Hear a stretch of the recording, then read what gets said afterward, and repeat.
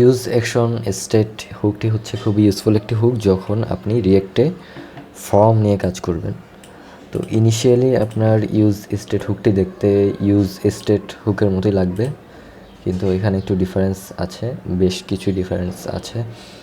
যেরকম এখানে use action state হুকটি parameter হিসেবে 3টি জিনিস রিসিভ করে। এটি হচ্ছে অ্যাকশন অর্থাৎ ফাংশন, তারপর হচ্ছে ইনিশিয়াল স্টেট এবং পার্মালিঙ্ক। তো এখানে এই অ্যাকশনটি হচ্ছে সেই ফাংশনটা যেটা আপনি ফর্ম সাবমিটের সময় ফর্ম সাবমিশনে আপনি কল করবেন, এটা হচ্ছে সেই অ্যাকশন। আর ইনিশিয়াল স্টেটটি হচ্ছে ইনিশিয়ালি আমরা যারা ইউজ স্টেট নিয়ে কাজ করেছেন তারা জানেন ইনিশিয়াল স্টেট কোনটিকে বলা হয়। ফর্ম সাবমিশনের আগে যে স্টেটটি আমরা ইনিশিয়াল রাখি, শুরুতে যে স্টেটটি রাখি, যেরকম এক্ষেত্রে 0 আছে, তো এটি হচ্ছে এখানে ইনিশিয়াল স্টেট।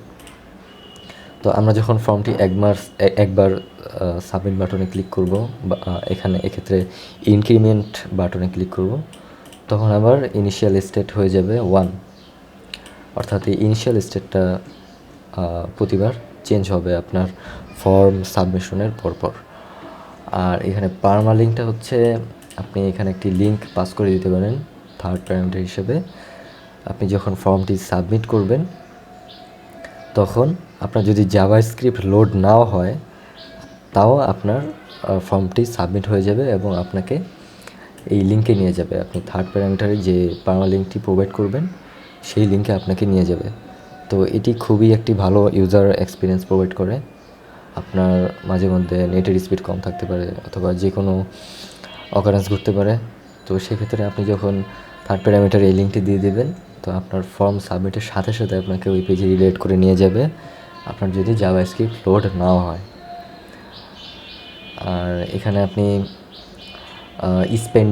স্পেন্ডিং আছে কি না সেটিও দেখতে পারেন।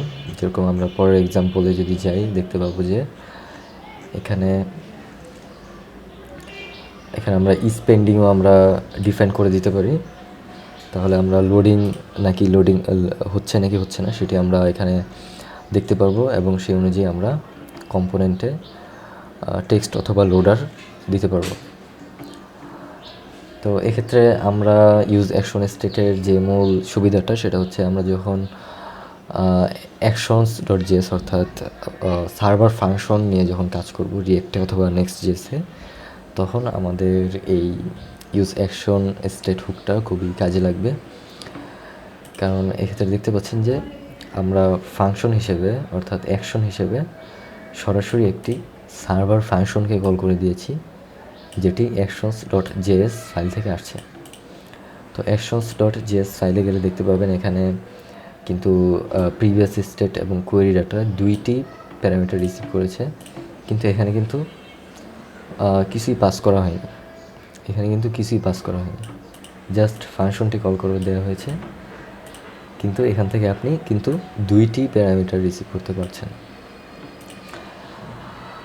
এখানে সুবিধাটা হচ্ছে যে আপনি প্রতিবার ফর্ম যখন সাবমিট করছেন আপনি প্রিভিয়াস স্টেটটা আপনি ইজিলি এখান থেকে পাস না করেও আপনি প্রিভিয়াস স্টেটটা প্রতিবারই আগের ফর্ম সাবমিশনে যে স্টেটটা ছিল সেই স্টেটটা আপনি এখানে ধরতে পারছেন এবং আপনি চাইলে এখানে ইউজও করতে পারছেন প্রিভিয়াস স্টেটটা। এবং কোয়েরি ডাটাটা আপনি এরকম .get দিয়ে কোয়েরি করে আপনার অ্যাকশনটি আপনি চালাতে পারেন, পোস্ট গেট অথবা পোস্ট রিকোয়েস্ট।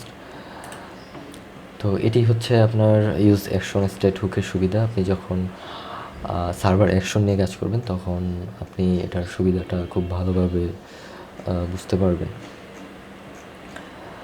তো আশা করি আপনারা ইউজ অ্যাকশন স্টেট হুকটি বুঝতে পেরেছেন। সবাই ভালো থাকবেন। আল্লাহ হাফেজ।